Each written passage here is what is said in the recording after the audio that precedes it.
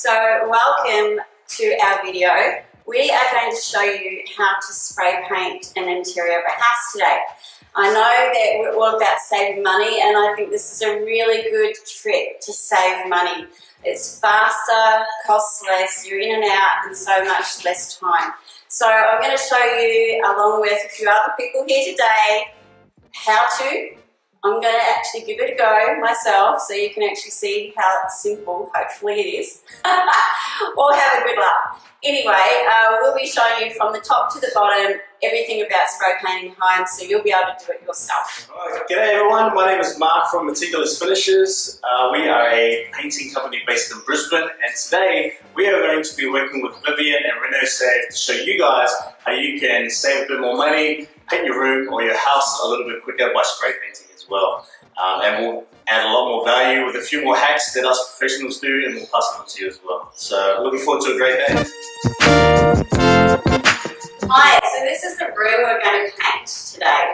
So I've got Mark here, he's going to show me what I should and shouldn't do, or what I've got to look for so that I get a really good finish.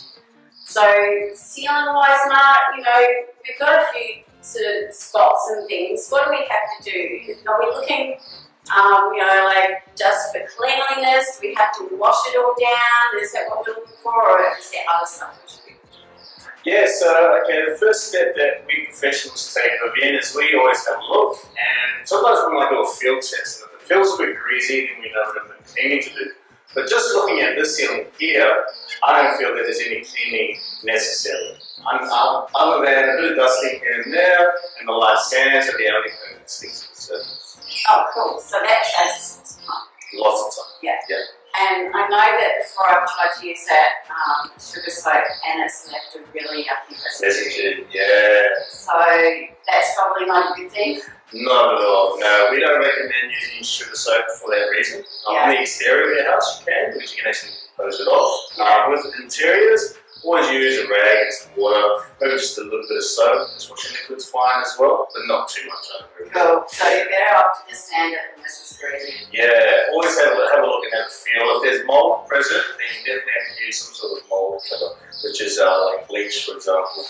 Yeah, so we can just use a wet chlorine. Yeah, you can just use a bit of chlorine, a bit of water mix, anything that will remove the mold from the ceiling or the walls, wherever it may be.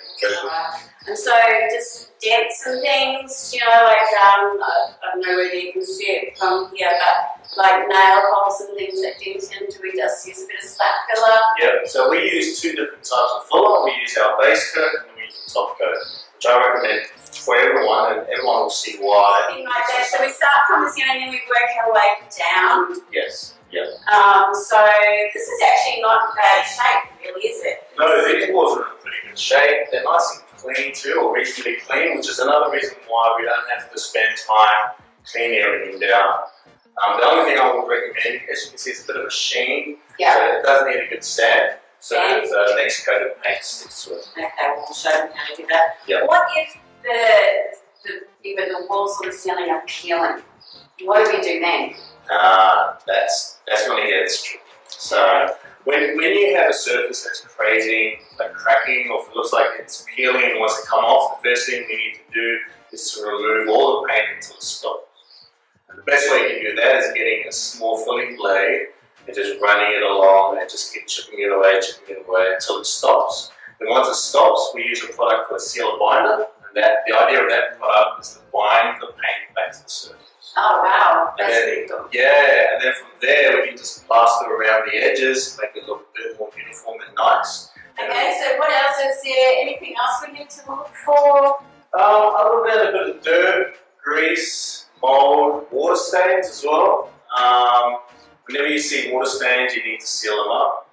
Whenever you see mold, you have to that clean sealer it. binder again? There will be a stain blocker. Stain blocker, Yeah, so that's a different water-based stain product. blocker. Yeah. Different product. If you do have mold, you have to remove the mold with a bit of bleach or chlorine, and then you apply a shellac-based sealer coat, which will stop the mold from growing back. Okay, so a shellac-based. This is Shellac-based. So that's a spirit-based product. So it's made out of methylated spirits, and that will stop the mold from penetrating back through. Awesome. So. Okay. Well, we might go and do some prep. Yeah, sounds good. Okay.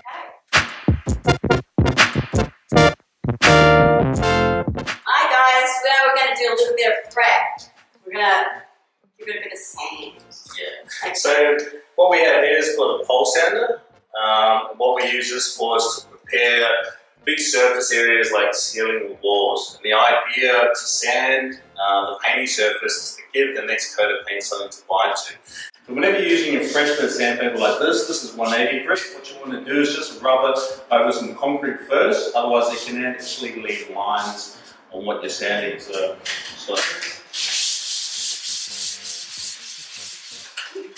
Bring out the dirt off. the floor cleaner too. And then that way we have a nice, smooth but still rough enough surface for our painted surfaces here. So what we're going to do is we're going to show Vivian what to do. I'll do it first and then... Okay. Yep. Okay. Same with the wall, when you're putting it on the wall, you hold it like this, like that, push it out. A bit like rolling the wall, but yeah. Like rolling it up with that. Yeah. And then, yeah, you look like you weren't putting too much sort of like... No, I'll make it a bit long. Okay, shorty. So if you hold it, it's a bit like that. Oh, okay. And yeah. There you go. Yep, that's it. Okay. What we're going to do is like this. Oh,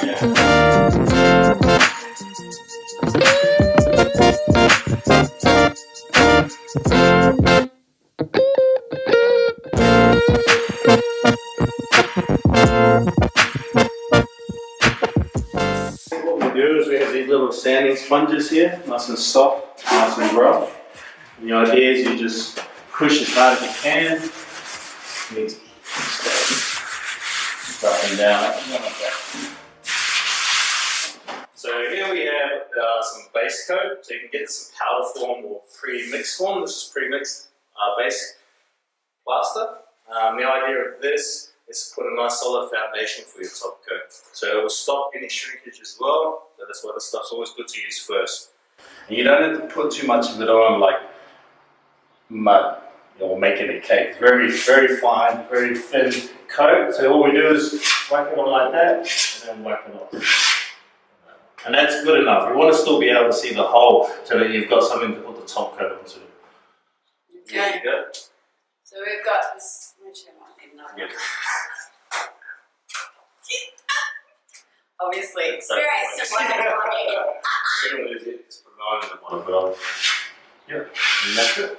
That's it. Oh, That's all you need. that's it. That's what it is. One coat, and then we brought a top coat over the top, and that's it. And when we go to sand it, it's literally just 1, 2, it's done. So you don't put too much on. Yeah, the idea, whenever you're plastering, never put too much on. Alright, cool. So how long does this take to... The base coat, you can get 5-minute ones. Yeah. But that usually goes off too quick, so this is about 20 minutes. 20-minute one? Yeah, so by the time you go, if you were to go plaster one room and then the next one, by the time you do all your base coat, they'll all be ready to go. Cool. Alright, I like that. Cool. Awesome. Alright, so here we have a caulking gun or a gap gun. We're going to use this to fill any cracks in the ceiling, down the sides of frames, the top skirting boards, wherever there's a crack in the room, we're going to be using this to fill it. The idea is you want a clean, wet rag and a bucket of water, very important. Now, the key to this is to always have clean hands. If your hands are full of gap filler like that, you're going to leave a mess everywhere. So that's a good little painting hack. We always practice that all the time. And preparation is always key. So if the gapping is nice and smooth, and no little dags anywhere, then when you put paint on, it's going to look perfect. Cool. So what we want to do is get a little bit coming out like that, and we're good to go. If you don't know, this little trigger on the end here stops the gap filler from coming out. So let's push it. What we do is just run a little bead over the top like so. And the idea is not to push too hard. And you want to make sure it's a nice, clean, even surface like that. And just nice and softly down there, a little bit in the corner. And you do not want to use the rag to wipe the gap filler out. You want to actually leave some gap filler there. a lot of people tend to use the rag like this and wipe it, wipe it, wipe it. What happens is you wipe the gap filler out, and then when it dries, it cracks again. It shrinks. So, yeah, put a little bit in this corner here. Again, just give me clean hands. And then you get the rag, put it in water, wash. So you're basically wiping your hands and cleaning yourself all the time. Always. Yeah.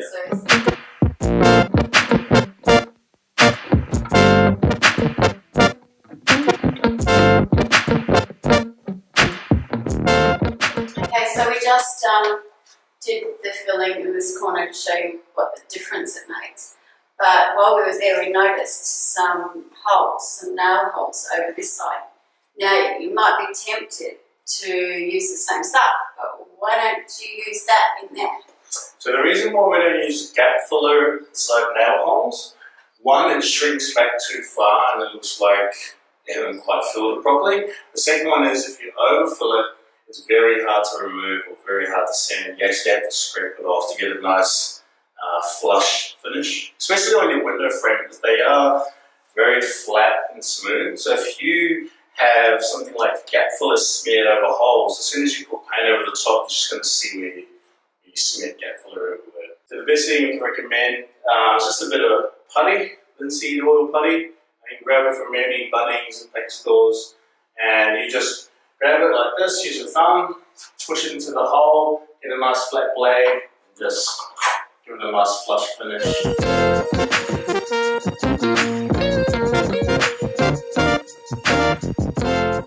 Well, so you push it in and then you just while it's already in there, squish it off. Yeah, so use a nice blade to go over it. Now, it is very important that you get your hand afterwards and just give it a nice circular rub. Otherwise you will leave, because the blades are razor sharp, you will leave a little smear mark of oil from the putty on there. So it's good just get your finger and just go like this. Or just a light sand or something like this as well.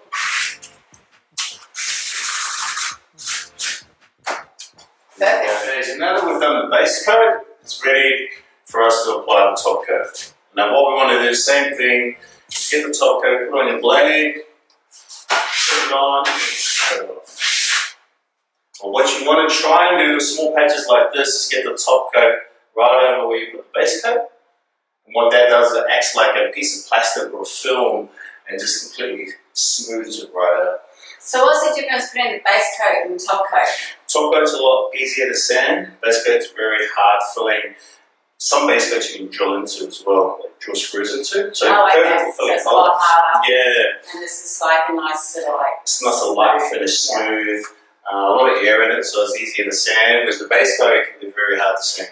So another reason to only put a small bit of the base coat on if you've got to cover that because you've got to sand it out. Yeah. Yeah. Okay.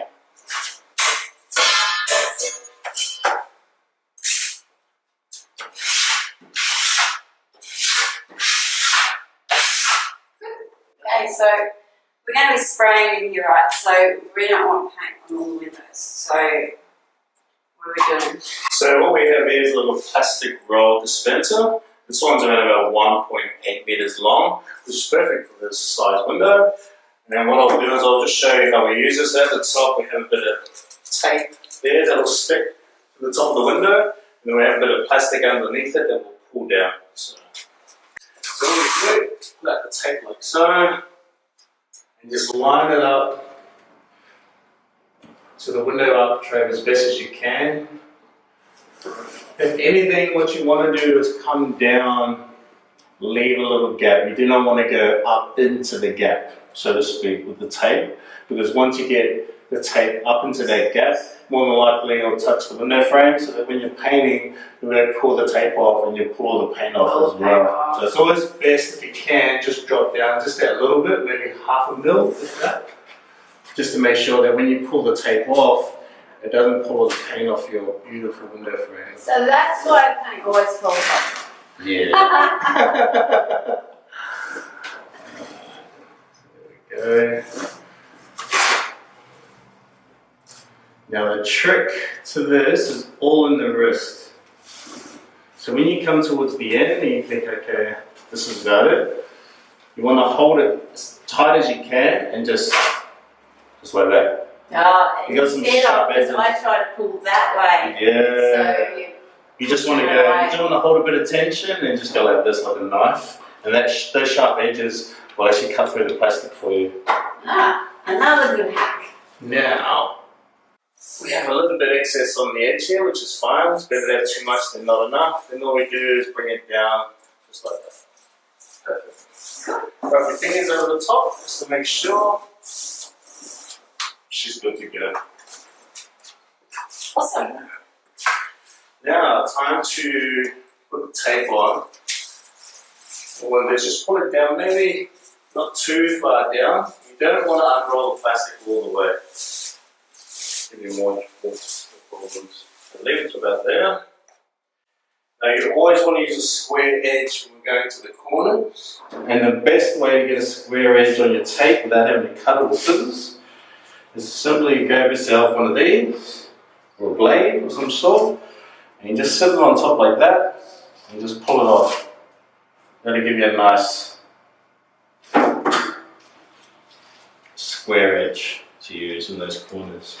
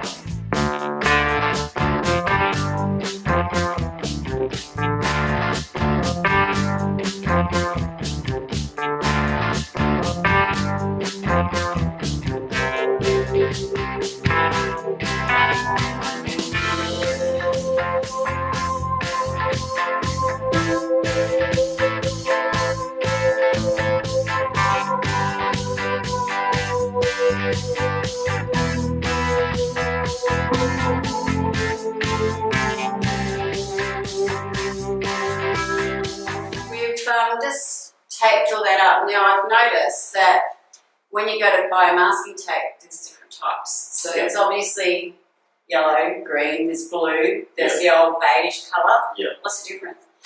So a lot of these different tapes have different types of stickiness to them.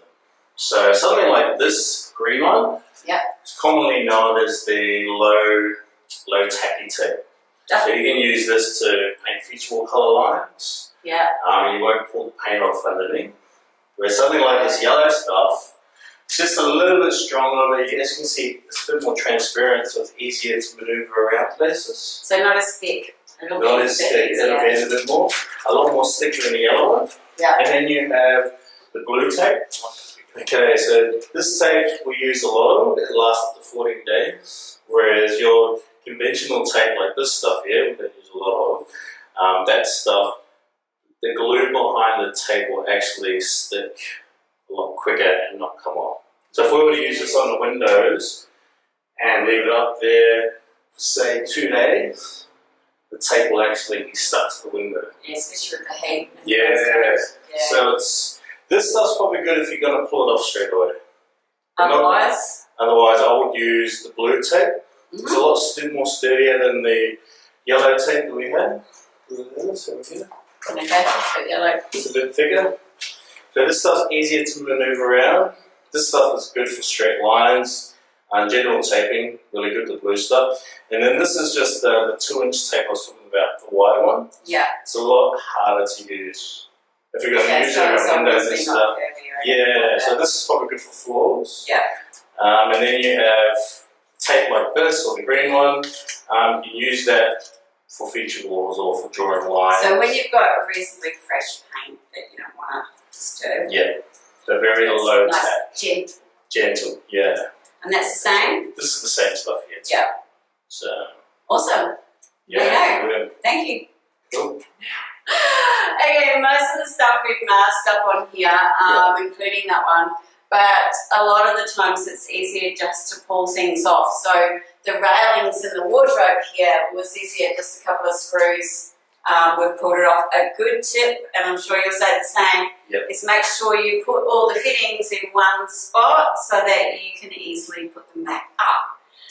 But the one on the bottom here, we thought it was going to be easier to just unscrew it. So that makes more sense if you've got to actually sort of run that along a couple of screws and it's up and it's out of the way, easier.